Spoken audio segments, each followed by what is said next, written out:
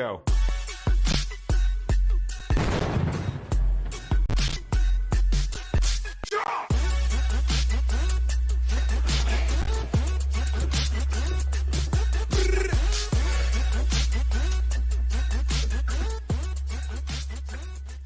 Good morning. Good morning. How the devil are you doing? And the devil in that will make a bit more sense today, more than usual. I hope you're all fit and well. Now, I don't know if anybody else has spotted this or if you even care, but today is show number 666. 666. Yes, if you know your book of Revelations, if you've seen the movie The Omen, or if you're an Iron Maiden fan, you will know that 666 is in fact the number of the beast.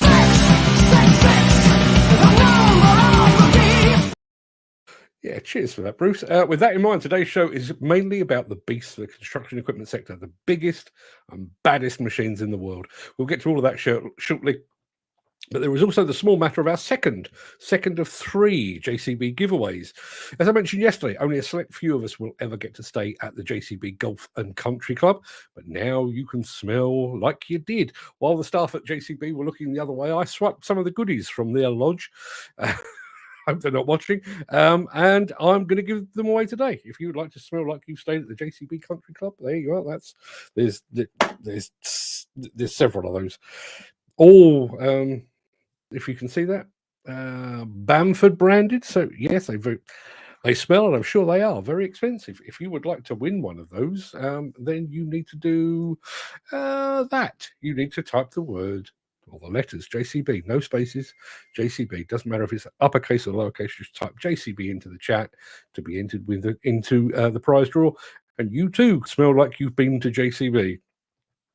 If that's not in your bag, if you don't really care what you smell like, or if you'd like to hang on, we will be doing another prize giveaway from JCB tomorrow. And Dan Cullen, I'm looking at you right now. It's a hat. Brand spanking new JCB baseball cap up for grabs tomorrow. But yes, please enter away. Just to let you know, if you're watching over on Instagram, you can't enter there because we've got no means of logging your entries. But if you would like to be in with a shout of winning the JCB Smellies, then please hop on over to YouTube or Facebook or LinkedIn or Twitter or any of those places. And yes, you can enter. And thank you very much indeed, Gary. You remembered the mic. There's a post-it note on my screen. What can I tell you? It's the only way I was ever going to do it. Right, it is about that time, I think. So without further ado, let me roll the intro, post the question of the day, and get the show on the road.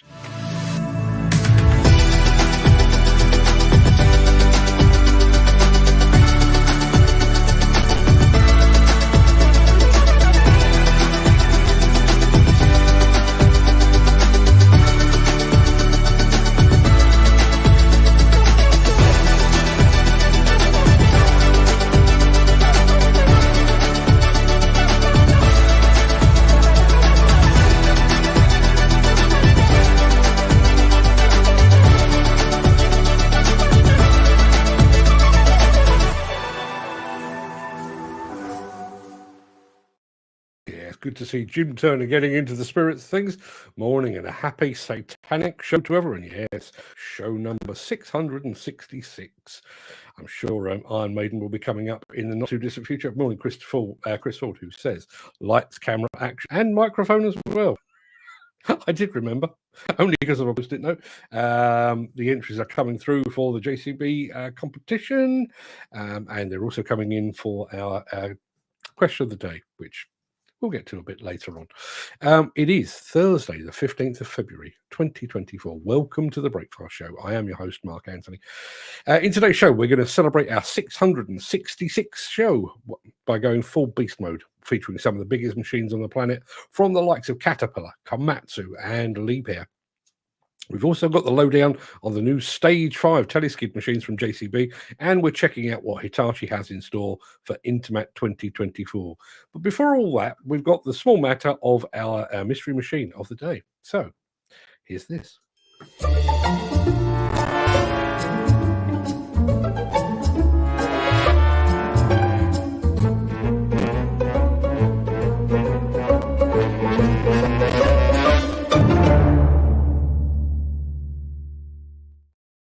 Right, before I show you the mystery machine, I'm going to answer this one from Dan Cullen. I didn't have any intention of doing hot or not today, but given the fact that we do have a brand spanking new machine coming up in the very, very near future, then maybe you'd like to decide whether you believe it to be hot or not. We'll come back to that in just a moment, but you do need to see our mystery machine, and it looks like this. There you are. If anybody gets it from that, I'll eat the very hat that I'm wearing. That's our mystery machine of today. We're coming back to that in a bit. For those of you that have joined us, and I know that we've had a fair few entries already, JCB smelly stuff, soaps and body lotions and stuff up for grabs today. Please fire away in the chat. Just type the letters JCB, no spaces, and you will be entered into our prize draw.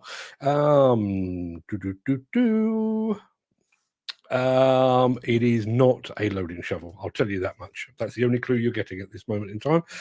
Now, while you're figuring out what the mystery machine is, it is time to remind you very quickly of our question of the day.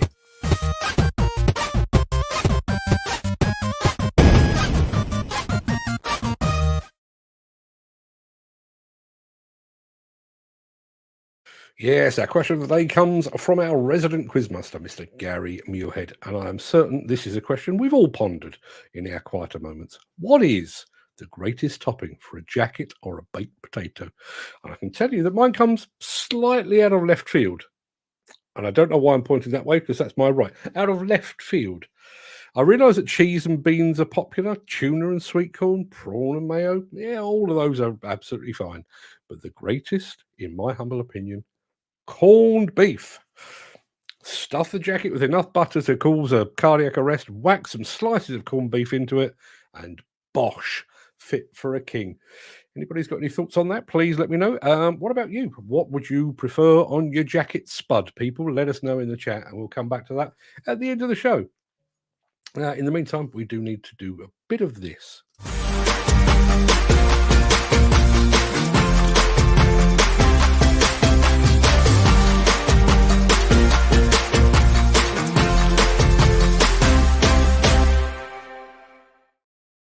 Not surprisingly, nobody has got our mystery machine as yet, because frankly, even the person that invented it probably wouldn't identify it from that. So let me give you a little bit more. Yes, that's completely unhelpful as well, isn't it? Anybody's got any thoughts on that? Please let me know. I know we've had a couple of guesses, including the High Dreamer 912 from Dan Cullen. It is not a High Dreamer in any way, shape, or form. So keep those guesses coming in. And I'm going to say a very quick good morning to the folks at Oil Quick, the mighty Oil Quick, who are watching now on Instagram. Good morning to the team at Oil Quick. Thank you very much indeed for tuning in. And thank you also for your quick couplers. I tip my hat to you. Right.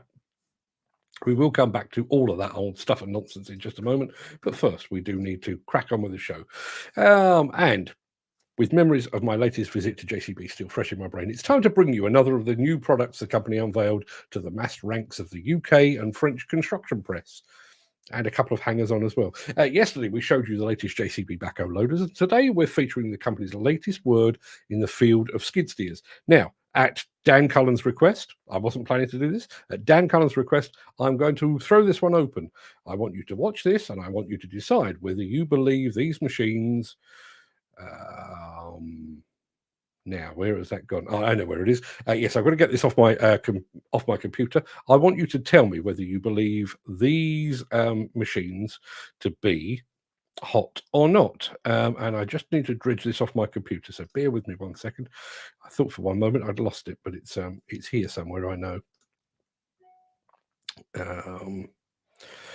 Here we go.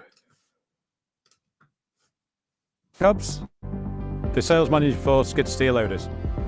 In front of you here, you've got the new Stage V JCB Teleskid. So also we've got the 270 track version, Stage V. Obviously has one single arm, it's telescopic. We can reach to a height of 4 meters now, and a massive 2.4 meters of forward reach, as it's totally unique in the industry, this is. The quick hitch design is electronic quick hitch, controlled from inside the cab, and it's fully enclosed. We have a huge rear opening, wide opening engine bay. All the daily checks can be done within this area. So the JCB range of skid steer loaders and compact track loaders allow easy access to the cabins. If this was a competition machine, we'd be expecting the operator to clamber over this awkward tree spade in the wet, the slippy conditions, over the hydraulic hoses and into the cabin. Very, very difficult, and it just doesn't make sense in this modern world. With the JCB skid steer loader range and the track loader range, we have a side door. Very, very easy access into the cabin. We've changed the door setting now, so it's even easier to get into the cab. It opens a full 90 degrees now with a new B-pillar, making access into the cab very, very simple. So cab comfort on the Stage V products has been improved dramatically. You now see we've got the double adjustable air suspension seat, which is also heated. We have the full 270 degrees of visibility. The roof glass has now been improved to give better visibility when looking upwards. The new 7-inch colour touchscreen display is now new with the My Choice controls in here, which we can program 4 different settings for 4 different attachments. Reverse cameras are also standard on the Stage V Teleskid, as well as air conditioning, making this the most comfortable cab in the market.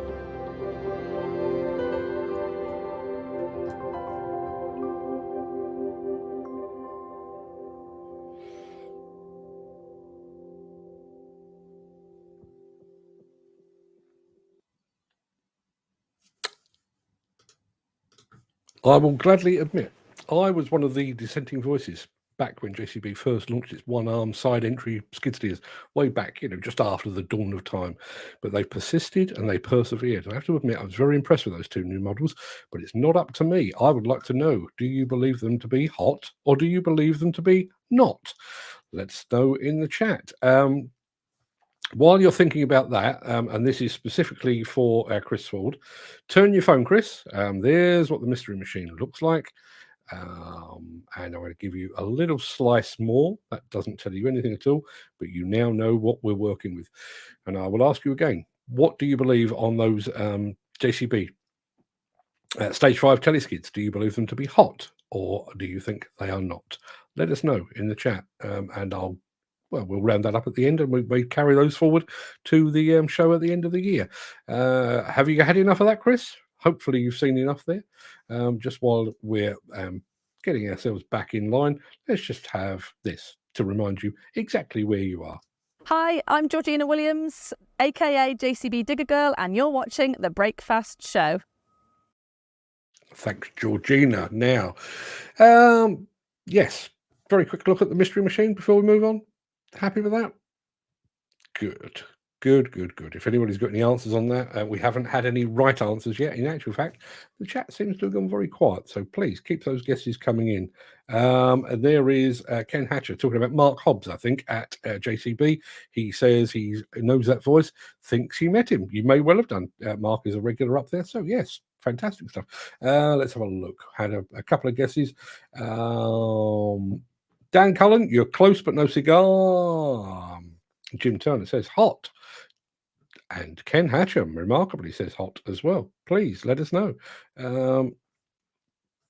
Mick Norton says JCB Stage 5 product impressive, but the sales pitch short on safety critical points and stability. When they start mentioning stability features, I will vote hot. Until then, cold it remains, he says. Jonathan Duras says, looks like a Cat compact wheel loader. It is not one of those. Chris Ford says a Cat 90... hang on a minute. A 936M loading shovel. It is not that either. Dan Cullen is going with a 730E dump truck, although it says dump truck from the fine folks at Komatsu. It is not that.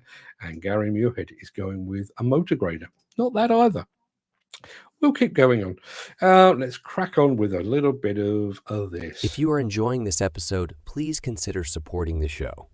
You can leave us a tip at buymeacoffee.com/demolition news. Now, in case you were a late arrival today, I can tell you that we are celebrating our 666th show by going full beast mode. 666, the number of the beast.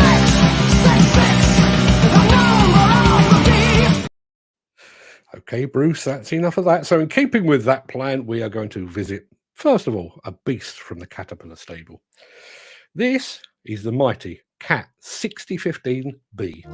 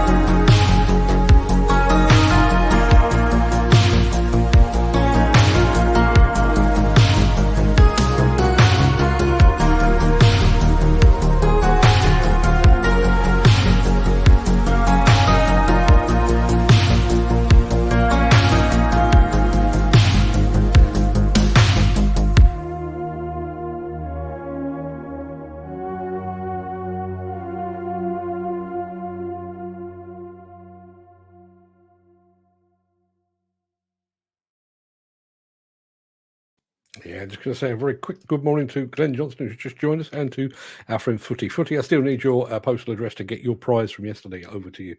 I think you'll all agree. Absolutely stunning machine, that 6015. Let's have a look. Yeah, Andy Darvell is enjoying that. Let's have a look. Who's that? Jim Turner. Nice tool, mate. Taking the muck a fair distance, though. Chris Ford is joining the fray on the giveaway. I think that's about it for that. However, I do need to tell you that we do actually have a winner on our mystery machine. Let me just take Jim off the screen there. That's what we were working with, and a certain Mr. Cullen has got the right answer. He has correctly guessed that it is a Cat 777. And just to prove that he and I are not lying, that's what you would have had to work with. Not a great deal, but that's it. The Cat 777. Mr. Cullen, congratulations. You are today's winner. You don't get anything for it, apart from pride and the admiration of your peers here on the Breakfast Show. But congratulations, Dan, and well spotted. It was indeed the Cat 777. Now, let's have a little bit of this.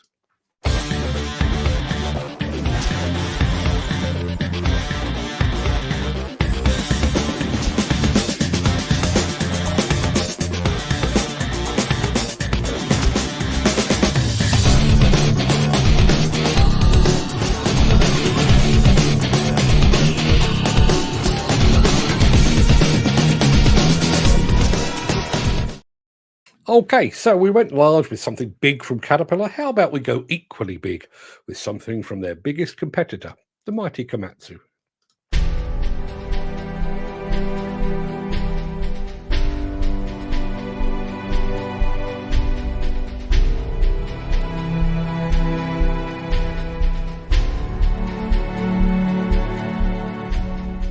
In mining, autonomous means a very controlled process. So it's about reducing the variability and making everything work as it should.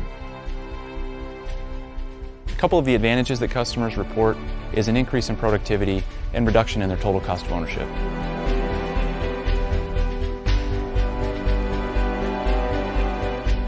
One of the biggest benefits is the truck. The truck itself is very reliable, the best truck in the market. It just consistently runs. We have customers with the same trucks running for more than 10 years.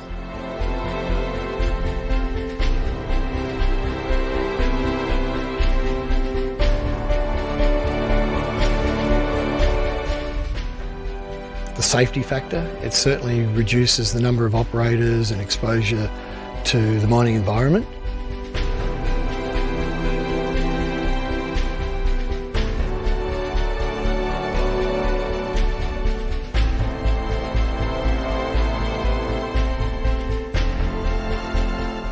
You know, when mines commit to autonomous, they're putting all their trust in you.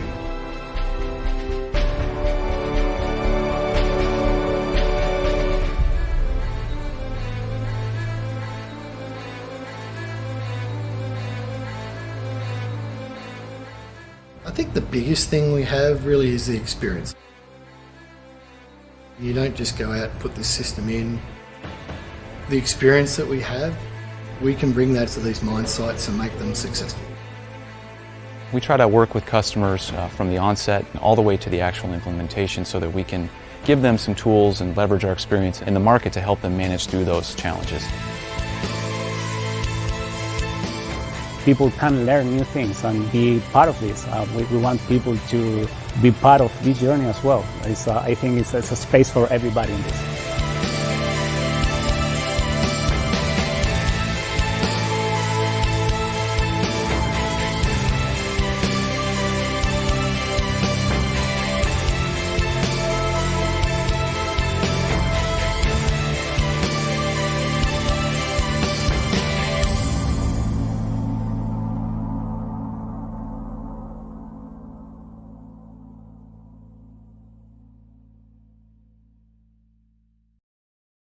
Impressive stuff, I think you'll agree. Can't wait to see what Komatsu have got in store for us all at Intermat 2024. It looks like it's going to be one of the biggest stands. Really looking forward to seeing what they're up to. And speaking of Intermat, we will be going over to Intermat in just a few moments, but not before we go full beast mode.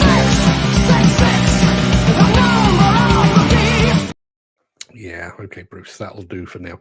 You're starting to get on my nerves just a little bit. Let's have a bit of this. Since the finance bill came into effect in April, the construction industry has seen a surge of fuel thefts.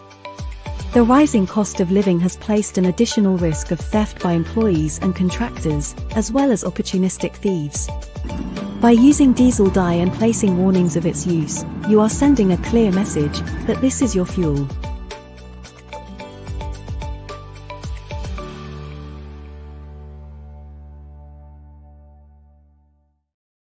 When it comes to massive machines, I have an unofficial top four. Caterpillar, Komatsu, Hitachi, and Liebherr. Well, we've featured Cat and Komatsu already this morning, and we're going to be playing out today with Hitachi. So it must be the turn of Liebherr.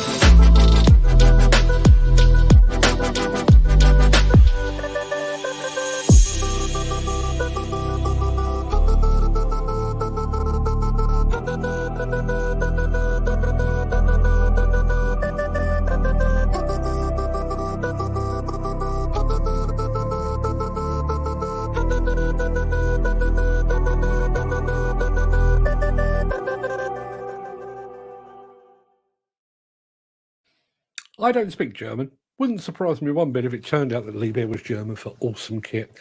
Speaking of awesome kit, please stick around. We've got some more to come. I'm going to say very quick good morning. Now, I'm going to take a wild stab at this. There's a company watching over on Instagram called Wollongong Excavation Demolition. I'm going to take a wild stab and guess that they're probably in Australia with a name like that. Now, I can tell you, you currently have a 1 in 12 chance of winning JCB smelly stuff. There's a small example there. As you can see, Bamford branded. Yes. Oh, that does smell expensive. If you'd like to enter, you're on final warning now, and we'll be going over to that very, very soon. Just type the word or the letters JCB into the chat.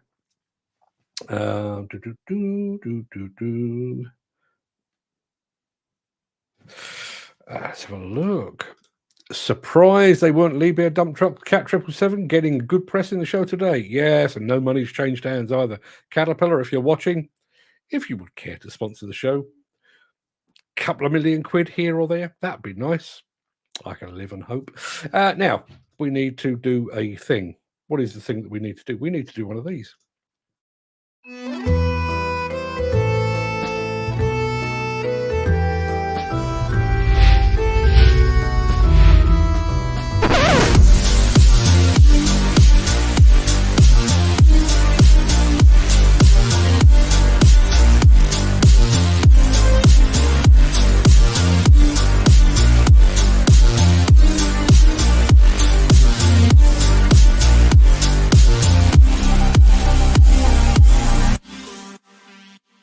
And no, in answer to Chris Ford's question, is the smelly stuff yellow? It is not. Just going to make sure.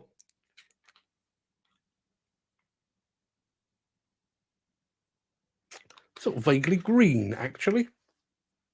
Yeah, but smells fantastic, honestly. If you'd like to win that, please type JCB into the chat. Now, Intermat is drawing ever closer. In fact, the door's open in just over 2 months' time. So we thought we'd bring you another update from one of the biggest names at the show, and that name is Hitachi.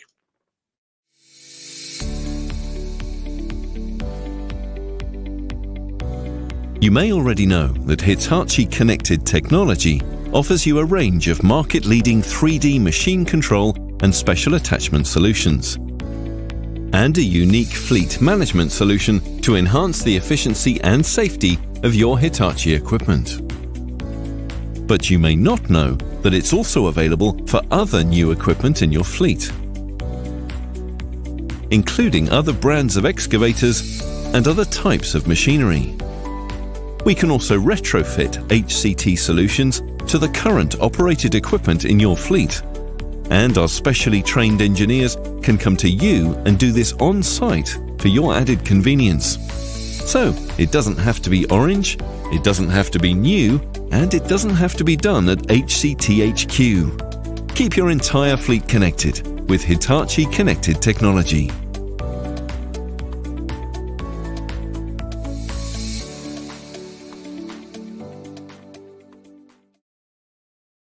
Just talk amongst yourselves, will you? Because I've just seen something from our friend Mick Norton, who I'm just going to check something.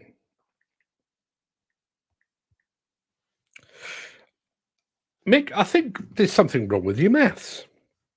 I mean, it's remarkable that apparently a Cat 777 dump truck Michelin tire costs 42.5 grand each, £42,500 each, but a full set requires 6 tires. That's not 5.5 million. That's 255,000. Am I missing something? If anybody's got any thoughts on that, please let me know. I'm going to bring up the randomizer now. So that's what it looks like. That's not the view we want, because obviously you definitely want me on the screen. I'm going to give you another 5 seconds. If you haven't done so already, please type the letters JCB into the chat. Where are we right now? We've got 12 entries right now, which is more than enough. But if anybody would like to enter and they haven't done so already, please do so now.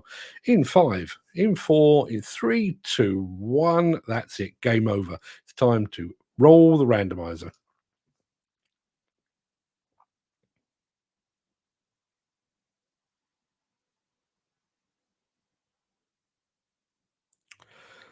Mr. Dan Cullen, you're going to smell like $1 million. Not content with winning today's competition on our question of the not a question of the day, our mystery machine, he's gone and won the competition as well. Dan, I'm fairly sure I've got your address here somewhere. Maybe you'd be good enough to confirm. But yes, you're going to smell like $1 million, sir. You'll be quite impressed. It really is a very, very nice niff. Let's have a look. Dan says 500 grand is the fuel the cat uses on a year, I believe. Could well be. Dan Gary Muirhead saying, well done, Dan. Paul Latham also, well done, Dan. Yes, congratulations to Mr. Cullen.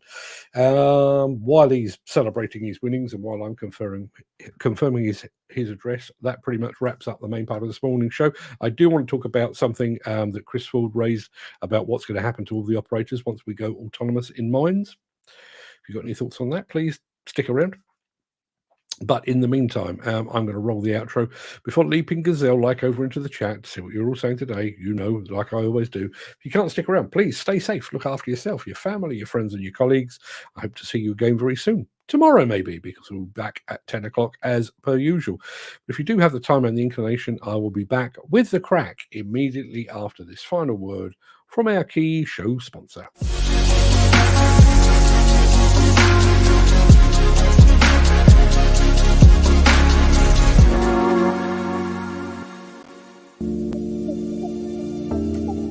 Background music, check. Fantastic stuff. Back to the comments. Dan Cullen says, I'm going to be irresistible on the job. I thought you already were. I've met you face to face. I'm sure you're already irresistible. Right, switch to the glasses because, you know, I need to see things now. I am going to go back to the very beginning of the chat, but the dancing girls at Intermat will never beat the pole dancer at Hillhead a few years ago. That caused the stir. Yes, it caused them to be banned. I'm just trying to remember the name of the company that did it. I remember seeing it, and very impressive it was. But yes, they did. I wish I could remember the name of the company, but it did get them a ban. I think they've come back since, but yes. Right, Dan Cullen, as is his way these days, he was here before the show even started, and he actually said, like to pick. We do a different thumbnail every single show, and as a result of that, I went away and had some AI images done of me, which you've seen some of them, but I do use quite a few of them. But today's one was actually a cartoon version of. I say it's a cartoon version of me. It's a cartoon version of how I might like to look. But yes, it is. Today is 666 shows. Just to let you know, obviously this is the latest incarnation of our live streams, but going back to March 2020 when we actually started, we did about 80 shows in another format, which I was doing in the afternoons actually, but we gradually sort of knocked off the rough edges and gradually worked our way through to make it the professional chaos that it is today. And we've also done a bunch of evening shows, and I know a lot of you have attended our evening shows. We have now done, in the space of we're not quite at the 4-year mark, but we have done more than 800 machines now. 800 machines, 800 shows in the space of 4 years. So we are maintaining our average of just over 200 per year. Not bad. Let's have a look. Yes, we did go beast mode. I'm not going to play you Iron Maiden again because we've probably got ourselves in all manner of copyright problems already. Mark Whiting's here as well. Good morning. Good morning to you, Mark. Thank you very much indeed for joining us. Hope you're fit and well, my friend. Gary Muirhead. Good morning, Mark. Good morning, everybody. And Gary, thank you very much indeed for today's question of the day, which certainly got me thinking. I am of the opinion that a jacket potato does not constitute a meal. I know my wife loves one. In fact, she had one just last night. I prefer something a little more substantial, but on the rare occasions I do actually venture out into the world of jacket potatoes. Yes, lots of butter, loads of corned beef, but then I'm a corned beef fan. What can I tell you? Let's have a look. That would look good on a t-shirt, says Chris Ford. Good day. May your muncher never be empty. I think he means mechanical muncher, but applies equally to your teeth, and may they never be empty. Don't jinx it, Mark. Remember to tap the microphone volume. Thank you. There's Jim Turner buying into things, saying morning and a happy satanic show to everyone. Yes, 666. Can you believe it? And it was, no, that's not the one we want. That's what we want. It literally occurred to me when I was writing the script for this morning. It was, oh, look at that, 666. Who'd have thunk it? Who'd have thunk it all that time ago? And I was actually telling somebody from JCB just a few days ago when some of you, Gary and Ken in particular, may well remember a couple of days into doing live shows, I actually said that I was only going to do it while COVID lasted, and then I'd go back to magazines. Probably in about a fortnight, I said. 4 years later, still here. Chris Ford says, lights, camera, action. I could do with you sat beside me and maybe nudging me towards the button on the microphone as well. Gary Muirhead. I'm not going to live this down, am I? You remembered the mic? Yes, I did remember the mic. Entries for the JCB Smellies, but as we know, our friend Dan the Man won today. Morning, which is Andy Darvell's regular greeting to everybody. Morning, Andy. Hope you're fit and well, my friend. There you are. Question of the day. What is the greatest topping for a jacket potato? Now, he came up with the question. He also came up with the first answer. Gary Muirhead says cheese and coleslaw. Now, I have an issue. Well, I have a number of issues there. I don't believe that cheese and coleslaw belong together. Not in a jacket spud, not in a sandwich. They do not belong in the same place. I realise that's a controversial opinion, but that's what I'm saying. Ken Hatcher has got somewhere that you'll have to forgive me. I do need to just. I've got a sticky up bit on my thumbnail, which is really, really irritating. That got it. Yes, just doing a bit of manscaping while we're here. Yes, Dan Cullen says, any hot or not? Yes, we did do a hot or not, and it turns out you thought that the JCB Stage 5 skid steers, or the teleskids, were hot, which is good news. They will be going forward to our end of the year show.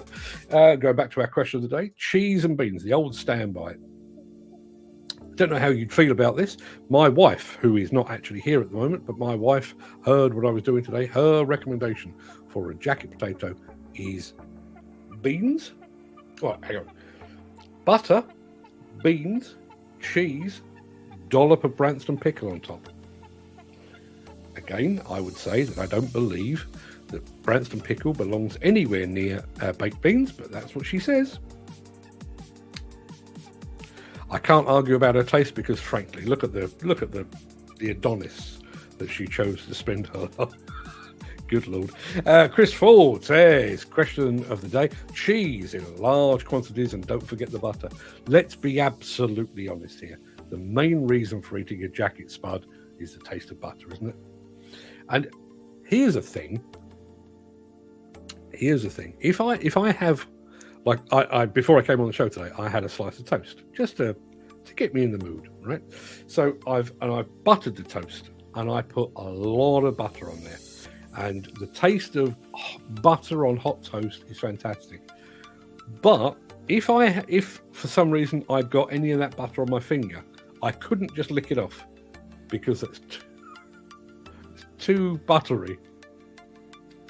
Probably just me. But yeah, love the taste of butter, but couldn't just have a bit on its own. Not even a little bit. Has to be with something. Sticking with all things jacket potato, beans and cheese. In that order? Yes, I guess that is the right order, isn't it? Jim Turner says, proper butter, lashes of cheese, baked beans, diced sausage and bacon. Now he's just taking things up a notch. Anything with diced sausage in. Oh, absolutely. Here's the thing. Has anyone ever tried this? This is from a place I used to work at, actually. They had a very big subsidised staff canteen when I was on Contract Journal. Served some absolutely fantastic food. But they were also very, very good at reusing food. And bear with me. So they used to do like you could have a full English breakfast there, or you could have, sausage and chips and beans for lunch or whatever it might be, which was one of my personal favourites. But if they'd cooked sausages and hadn't sold them the following day, they would sell them as a sandwich or sell them in a sandwich. And the preference at Quadrant House in Sutton was cold sausage Branston pickle. I still eat it to this very day. Absolutely fantastic. Garvin over at Mostly Diggers has joined us. Morning, Garvin. Have to say, your voice messages the other night, I was driving back from JCB listening to them. They were very funny anyway, but the very fact that your accent, I think you started one part of a voice message with the word Jesus. Made me laugh until I cried. Fantastic. Thank you very much indeed for that. Let's have a look at brown sauce with corned beef, perhaps. Now, there's a thought. I occasionally, when I'm feeling particularly lazy, corned beef, mashed potato, peas, and either brown sauce or Branston pickle. It's like I'm doing adverts for Branston pickle today, and I'm not. And I'm not advertising Caterpillar either. But yes, I am a big fan of all things brown sauce and of course Branston pickle. Ken Hatcher got very, very close to our machine of the day, our mystery machine, which was that. It was the Cat 777. But then everybody else seemed to go off at a tangent. Chris Ford complaining that I do these things too quickly. Mystery machine, by the time I turn my phone, it's gone. Adds that bit of excitement into guessing if I can see it. Yes, we'll slow things down in future, I promise. Mick Norton is in the house. Morning, Mick. Thank you very much indeed for being here. Ken Hatcher recognised Mark Hobbs' voice from JCB. Yes, he is. I can't remember exactly what his job title is, but it is every possibility you may well have met him while you were up at JCB land.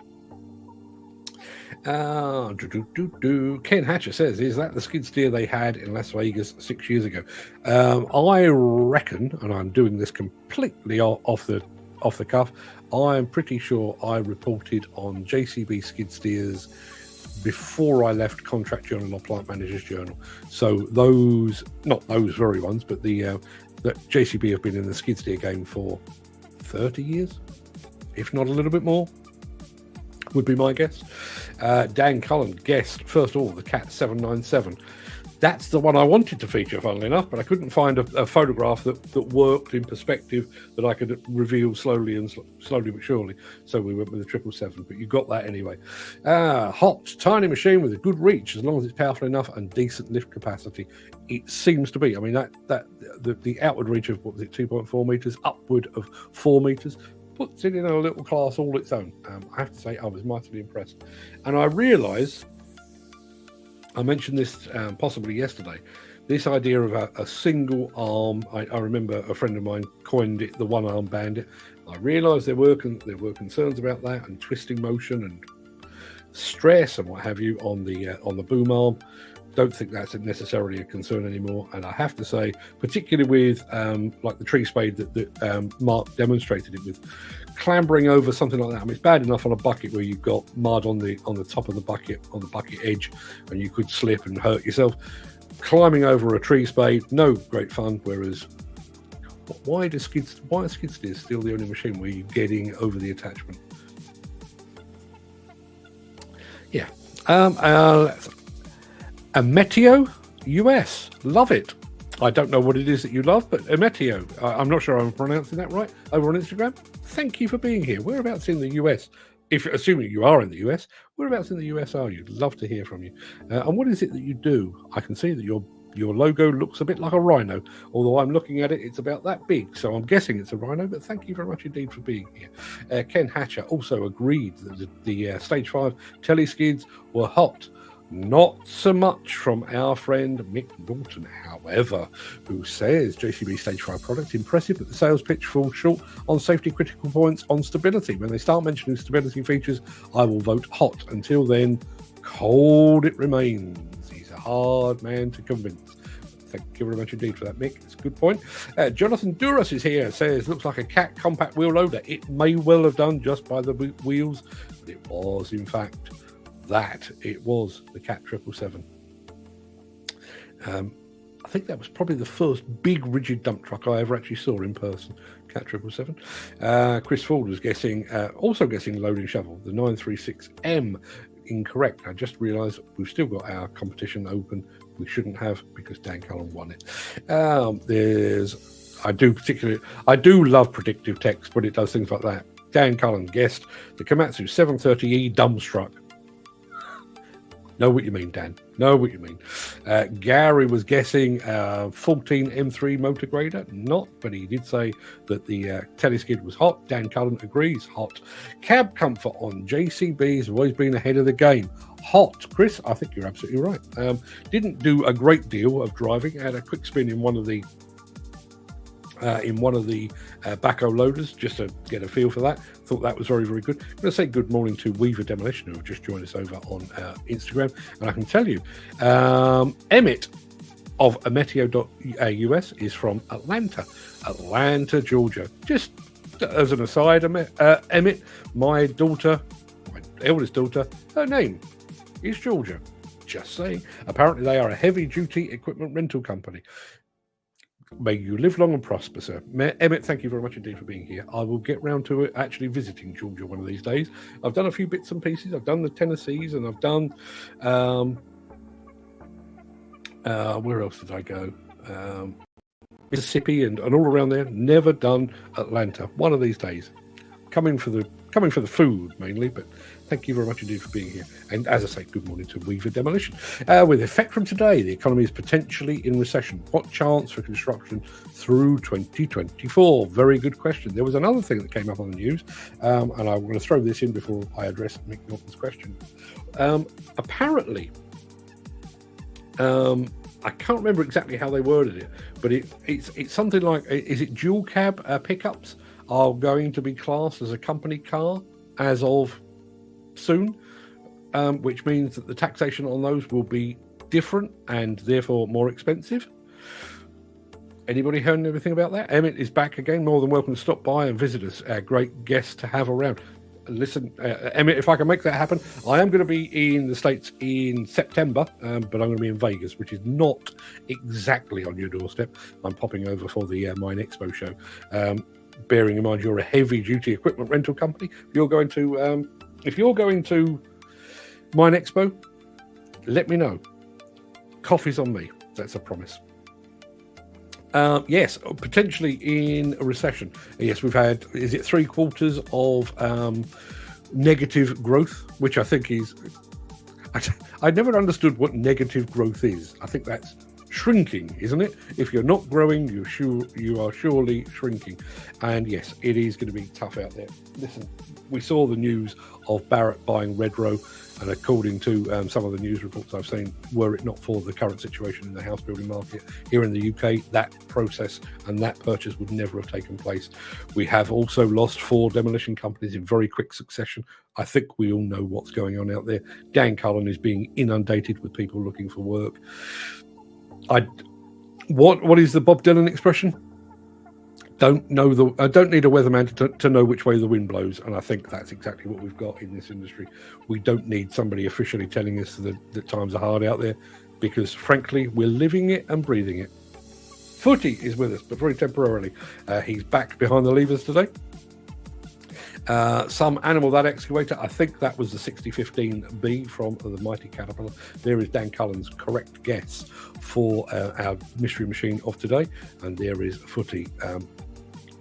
He was here and then he was gone.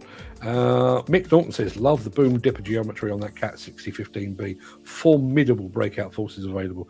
Yeah, I think all of the big mining machines like that, they just have power built in, don't they? But there's something about that, the Cat 6015B, and I'm trying to remember the name of is it the R9800 from Liebherr? It's just it. I realise they're made of steel, and this is a ridiculous thing to say, but they look kind of muscular, just like they're built for the job. I can't think of a better way of saying it. Glenn Johnson joined us as well. Morning, Glenn. And he also joined in with the giveaway today, but as I say, Dan Cullen walked away with the prize on that. About 8 dump trucks to 40-ton dump trucks. Not sure what that's all about. Yeah, some machine, the 6015B. Nice tool, says Jim Turner, taking the muck a fair distance. So, yeah. What we got here? So, yes, obviously our mystery machine was the Cat 777, which, coincidentally, just right for that Cat excavator to take more than 4 buckets to fill it. I'm sure you guys are aware there are departments within the likes of Caterpillar who basically study the science of dump truck fill factors. How to optimize your mining or quarrying operation, how many passes to load a truck. In that case, how many trucks will you need to keep the excavator, the prime mover, constantly employed?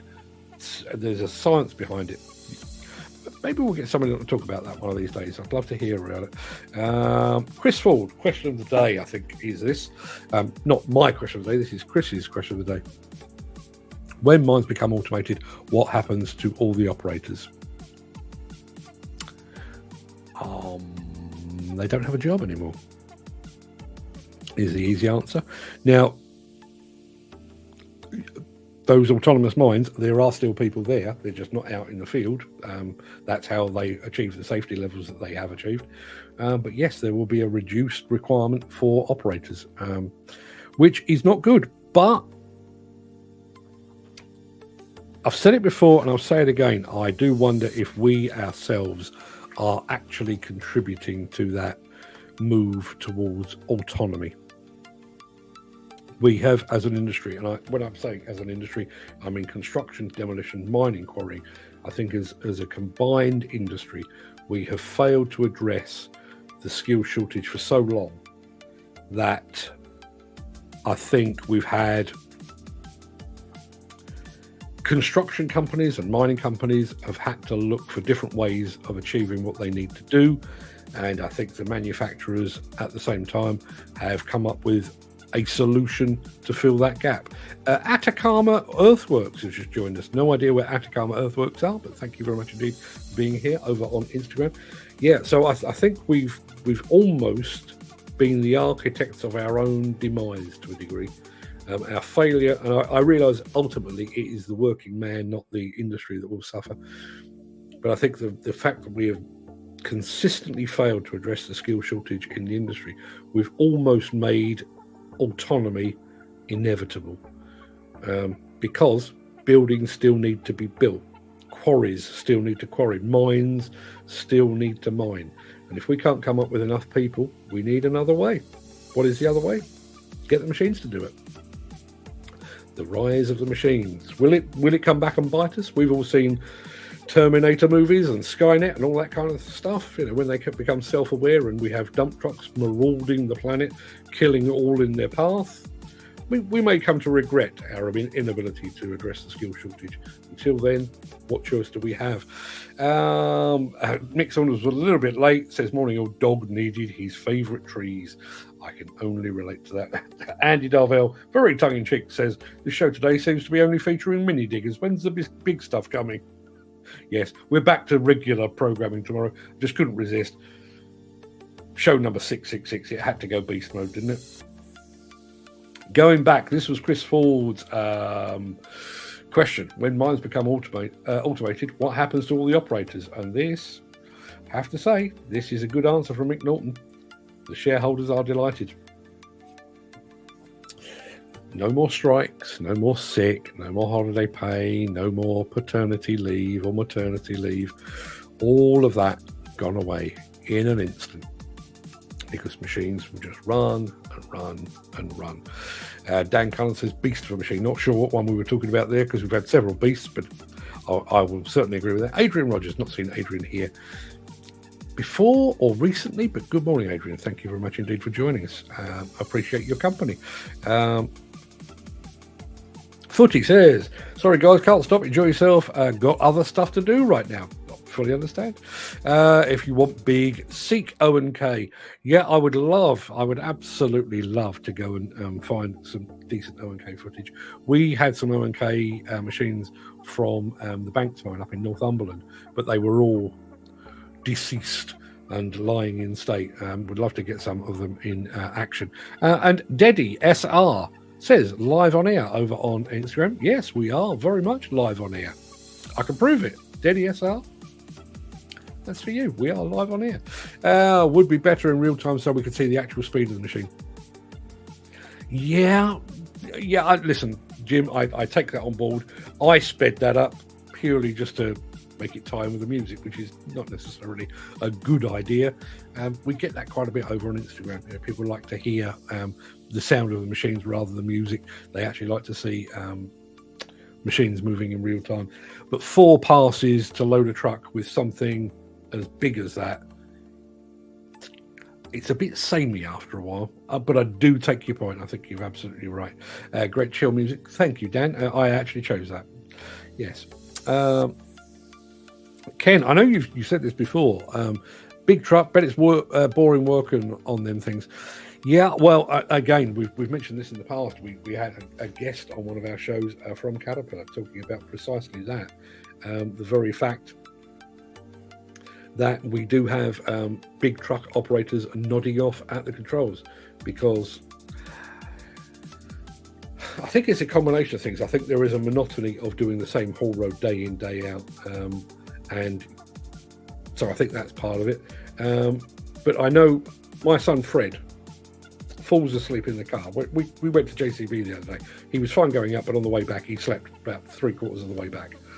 And a lot of it is down to the fact that the car is comfortable, it's warm, you can put the seat back a little bit, and I think we've got exactly the same situation with big trucks. You know, you get warm, you get comfy, and things get a bit monotonous. There is a temptation to just sleep with one eye open, which becomes 2 eyes, which becomes an accident. I think you're absolutely right, Ken. Surprised they won't leave their dump truck Cat 777 getting a good press in the show today. Listen, I make no secret. And maybe it was because the 777 was the first big truck that I saw in person. I do have my favourites in the world of construction equipment. The Cat 777 and the Cat D11 are among them. I wouldn't quite walk 500 miles and 500 more to go and see them, but I would go quite some distance to see a Cat 777 or a Cat D11. Really would. Chris Ford rightly asking, is the JCB smelly stuff yellow? No, it is not. You'd think they'd have thought of that, wouldn't you? Everything else at JCB is yellow, apart from the bits that are red or black. You get the idea, but no, it is not yellow. Did we figure out the maths on this? A Cat 777 dump truck Michelin tyre costs 42.5 grand. A full set requires 6 tyres that cost £5.5 million. Those maths did not stack up for me. But if anybody's got any thoughts on that, apparently a triple set or a big truck will use £500,000 worth of fuel in a year. You've got to be earning some serious bucks, have you not? If you're spending £500,000 per truck on fuel, you've got to be doing pretty damn well, haven't you? It was on the tip of my tongue just then, the name of the company that had the pole dancers at Hillhead. It's there. I can even see the brand. I can't think who it is. Yes, Dan Cullen, you are. Thank you. Chris Ford, it was indeed Garrick. Bizarrely, I was at the show, as I generally am. I mean, I don't think I've missed a Hillhead in probably 30 years. So I was at the show, and you kind of understand how Hillhead works. There's often a crowd at the... So you come down the whole road, you do a right, and at the far end, there is usually a crowd. There's a crowd at the Caterpillar demo area. There's a crowd to see Liebherr and Hitachi and Doosan and somebody else. I can't remember who the other one is. So there's always a crowd there. And then at the other end, literally the complete other end, there's usually a crowd because JCB are doing their thing or whatever. But there are very, very rarely crowds in the middle of the show. But one year, oh boy, was there a crowd in the middle of the show. And I do wonder if anybody had told the organisers just how far the pole dancer was going to go, because she went quite a way. Mick Norton says, thank you, Mark, for steering 666 shows, imparting professional, well-informed comment with a healthy dose of good humour. Thank you for that, Mick. 666. I'm not going to play Bruce Dickinson yelling again, but yeah, it is weird. It is weird to have done that many shows. Chris Ford, jacket potatoes must be cooked in an oven, not in the microwave. Hate soft skins. I have a solid fuel Arga that does the best jacket potatoes ever. I do not have an Arga, but I am 100% in agreement. The best bit of a decent jacket spud is the skin. Never mind the butter, which is great. Never mind the corned beef that I'm sticking in mine, which is also great.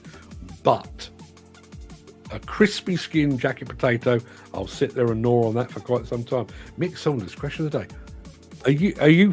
Are you for real now? Are you for real now? Poached eggs and Marmite in a jacket spud. Really? Is that a thing? Really?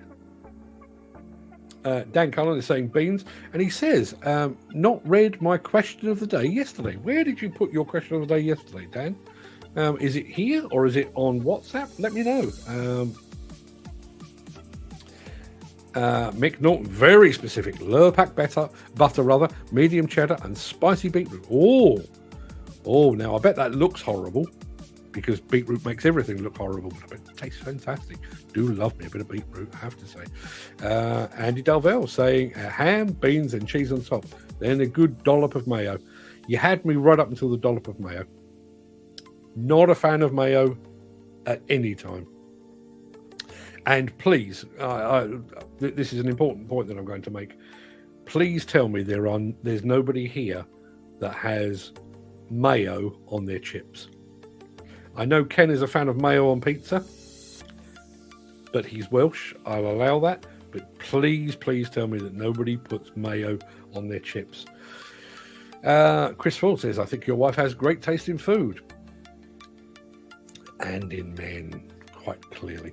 Question of the day came about from the Spudman, who is all over TikTok just now. I don't do TikTok, so I'll take your word for that. Chris Ford says, all this food, talk of food making me hungry. Wonder what's for lunch in the canteen. Let's hope it's a jacket spud, shall we? Dan Cullen says, July's coming in pickup truck, but there's a few different details. Yeah, I do need to do a bit of homework on that. It's already tough out there. How's it down? 4K, or is that 4 times compared to last year? Not sure. Mick Norton, Bob Dylan also said it's not dark yet, but it's getting there. I think if you, I'm a bit of a fan of Bob Dylan, not his voice, but it's certainly his lyric writing. I think you could almost find a Bob Dylan lyric to suit any eventuality, I would guess. Let's have a look. Mick Saunders says, anyone from Down Under on here? I watched the Nonsense Gold Diggers. Quick question. Do they have to return the land as it was before they start digging? May sound a silly question, but it interests me. Mick, I've not seen... I know we regularly have our friend Frank D'Angelo from Diacon Demo on the show over on Instagram. I've not seen him today. He may well be there. If anybody's got an answer from that, do you have to return the land as it was before? I wouldn't be at all surprised. The problem with the shortage is lack of giving new opportunities to new operators. Chances I know quite a few guys on red cards. The autonomous concept is not ostensibly to replace operators, it's more for safety and enhanced productivity with the ability to be consistent 24/7. It's a very good point. It is a very good point. But replacing operators, not a bad option if you are an employer, because, as I say, machines are thus far infallible. I think companies need to get together, says Dan, get these new operators a chance on the job, have an experienced operator to pass on his experience. Listen, if I were made king of construction for a day, that would be my first point of order. You get an operator that gets to about somewhere between 55 and 60, and you negotiate some kind of deal. So so long as they're good at what they do, you negotiate some kind of deal where they spend the last 2 or 3 years of their usual working life bringing on the next bunch. We actually have some sort of formalized mentoring so that they can pass the baton. That's what I believe. Mick Silder says automation is a great concept, but to be honest, I can see a lot of problems rearing up in different forms from hackers and people with grudges. Sorry, I'm a pessimist. I think it's right to be pessimistic. I've been writing just today about that there is a temptation, and I don't think it's just within construction or quarrying or mining or demolition. There is a temptation to take a knee-jerk reaction to something facing us, and I think sometimes we jump too quickly and too soon and too far. For example, we've been talking over the last couple of days, last couple of weeks, about the fact that a lot of car manufacturers really leapt on board the whole electric car bandwagon, and they have come to regret it. We've got a situation in demolition at the moment where there are companies, or there are organisations rather, that are trying to make demolition the last resort because they are very, very keen on refurbishment and refit, which is fine, but demolition is heavily regulated. 99.9% of the people that work in it have been through very, very extensive, very detailed training. They know what's what, and they've dealt with a lot of stuff before. My concern with things like retrofit and refurbishment is the fact that A, they don't have the same training standards that we do in demolition, and B, I think all of the talk about retrofit is creating a bit of a California gold rush. So you could end up with lots of people forming their own refurbishment companies and blindly going into buildings, not really knowing what is what. And I think that throws up exactly what Mick has said. We're keen on autonomy because it is super safe, and we do know that it's largely infallible. Both Komatsu and Caterpillar have moved billions of tons of material without a single accident or a reportable accident. So that it clearly does what it says on the tin. But have they satisfied us that hackers can't infiltrate the system? I don't believe they have. And I'm also going to say good morning to Tristan Mays, who is watching over on Instagram. Morning, Mark. Hope you're all well. I am well. I think the group are well too. But good morning to you, sir. Are you still in Texas-ish? Let us know. Looking forward to seeing you guys in Hillhead. Yep, I'm looking forward to Hillhead as well. Dan Cullen says, I do not eat mayo. Oh my God, hate it. I'm the same. Absolutely the same. Well, Mark, great minds think alike, but fools seldom differ. Crispy potato skins. Whatever happened to that? Whatever happened to crispy potato skins? Do you remember there was a time when that was a preferred starter in your TGI Fridays? And listen, I know what the score was. I'm not naive. And apparently, while you're, I don't know what the weather is like where you are, but chances are it's probably a bit chilly, maybe a little bit damp. Tristan Mays is currently in Miami where the sun is shining. And go off, people, can't you? Yeah, going back, TGI Fridays and places like that, I realised they were scooping out the middle of their spuds to make things like mashed potato, and they ended up with these leftover skins. What should we do with them? I know, we will cook them and we will sell them, topped with a bit of cheese and bacon, and we'll call it a delicacy. Used to be a thing. When was the last time you saw crispy potato skins on the menu? It's been a while for me. Maybe I'm mixing in different circles now. Maybe I've got a bit too upmarket for my love of crispy potato skins. Got to be honest, I bought a job lot of Marmite, got a few boxes if anyone's interested. No, not even remotely. I mean, my wife would probably take a jar off you, but no, thank you very much. Jim Turner says garlic mayonnaise on chips is sound. The addition of the garlic makes it acceptable. Just like the Germans and the Dutch do. I'll have my currywurst and chips, and get out a big squeezy thing of mayonnaise and cover your chips. Not for me, thank you.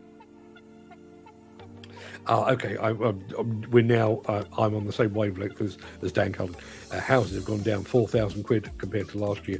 I think they've gone down a bit more than that in the bit of the country that I reside in, but then they're a bit more expensive in the first place. Dan Cullen says, in my honest opinion, they need to be more equal in rates across the board, so all operators are on similar wages, as it's diabolical with the rate difference in companies. I'm sure that is the case.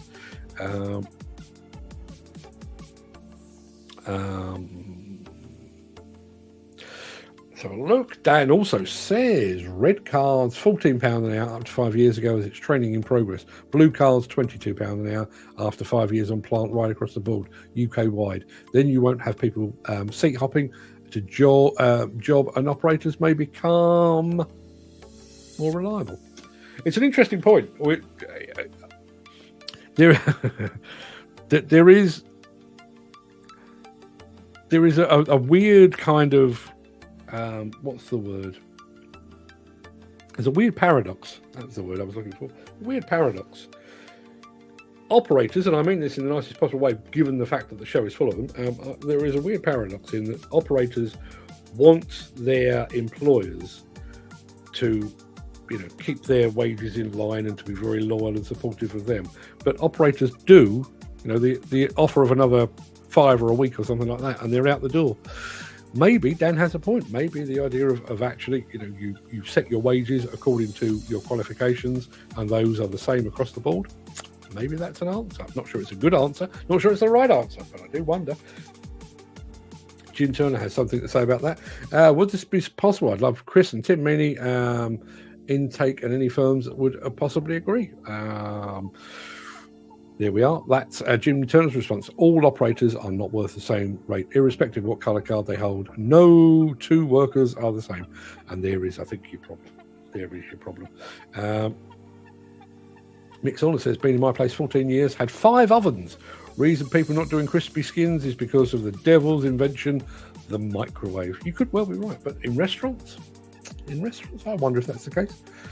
We've talked about Intermat. Last time I was at Intermat, which was back in 2018. This is one of those stories that I'm saving with my memoirs, but I'll tell you now. We were staying, I was there as a guest of Arden Attachments. Travelled over with a couple of the guys from Arden. And we went to the show, hung out with Arden, had a look around the show, and then we went off to a hotel. Not a million miles away, maybe 15 minutes away from the showground. Hotel was fine, it wasn't grand, it wasn't a 5-star, but it was perfectly serviceable. But we got back quite late because we'd all been busy and everything else. So we got back to the hotel quite late. And shall we go out for dinner or should we stay here? No, we'll stay here. So we went down to the hotel restaurant. And quite bizarrely, bear in mind this is France, home of gastronomy. There in the middle of the restaurant was a microwave oven. Stood on a table, just a microwave oven. And it's not the sort of thing you expect to see in the middle of a restaurant, generally. So, we all passed comment, look, there's a mic, but we thought nothing of it. Anyway, we all ordered our food. While we were sat there waiting for our food to arrive, a large number of people were receiving their food at their table and then going up to the microwave and blasting it or nuking it, presumably to bring it up to temperature. Now, even health and safety concerns aside, that's a weird thing to be happening, and an even more weird thing to happen, as I say, in the world of, in the country of global gastronomy. Anyway, our food arrives, and one of the guys from Arden he'd ordered chicken and chips, and he sat there and chuckled to himself. And I said, what's the funny? And he said, I don't know how they've managed to do it, but they have burned my chips and they're still frozen in the middle. And this, in France, home of haute cuisine. Yes, people are looking for the next 50p or more per hour and jump ship. Yes, they are. But then, when we have rounds of redundancies, there's not a great deal of loyalty from employer to employee. Should we really genuinely expect that level of loyalty from employee to employer? Mick Saunders says people too knackered from a day's work and all the grief that goes with it, then cooking a meal. One of the reasons people on site are turning to other things to keep healthy. Yeah, it makes me wonder. Mick Norton says the red, blue card, and MVQ nonsense could be stopped overnight. Just look at ALMI, the Bespoke Lorry Loader Association, has no red or blue cards. No logbook or MVQs are accepted by CLC and CSCS. There is a solution, but the major industry stakeholders remain intransigent to a more realistic look at an operator's competence. Yes, they do. And why are they intransigent? Is it maybe because they have a vested interest? Thinking specifically here about demolition, why would the NDTG do away with all of those courses and all of those MVQs and stuff that they deliver when they are sitting on a couple of £1 million a year? Would they really? It's like asking turkeys to vote for Christmas, isn't it? Let's have a look. Dan says, have a fantastic day, everyone. Stay safe, be happy, as soon be the weekend. What a fantastic show yet again. This show is so addictive. It is. Mainly for me, because I'm here every day. I'm hooked. I'm completely hooked. Twisted Pens over on Instagram just joined us. I don't know who Twisted Pens are, but I'm going to take a look in just a moment. Thank you ever so much for being here, everybody.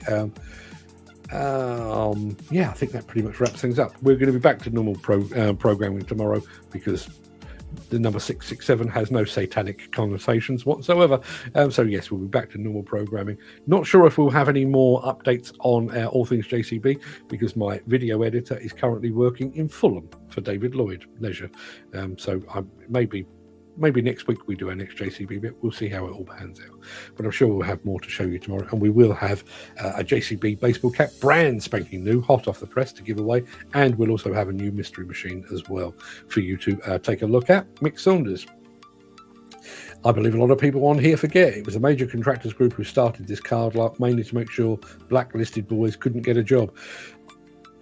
I didn't know the last bit. But yes, ultimately, I mean, not only did the major contractors group or who effectively are now Build UK, they started it, and ultimately they are the police force for it. If your card doesn't tally with their latest feelings on cards, you don't get on site. Yeah, simple as that. That's exactly what they've done. And Dan Cummins, thank you for the prize. I'll get it in the post for you. Well, I've got to go to the post office because I've got to find some way of getting it to you in one piece. As soon as I've done that, I'll get that in the post for you. Assuming you haven't changed your address, Dan, I'm sure I've got your address here over in the wilds of Watford. I won't give out your address because I don't want, now that you're going to smell fantastic, I don't want hordes of women turning up at your front door. But I do know roughly where you are. Unless you've changed that, let me know. And I'll get that in the post for you today. Everybody, please go and have a fantastic day. Mick Saunders says, have a good day, gents, and stay safe. You do the same, Mick. Give my regards to the hound. I'll see you all on the morrow. Till then, everybody, have a fantastic day.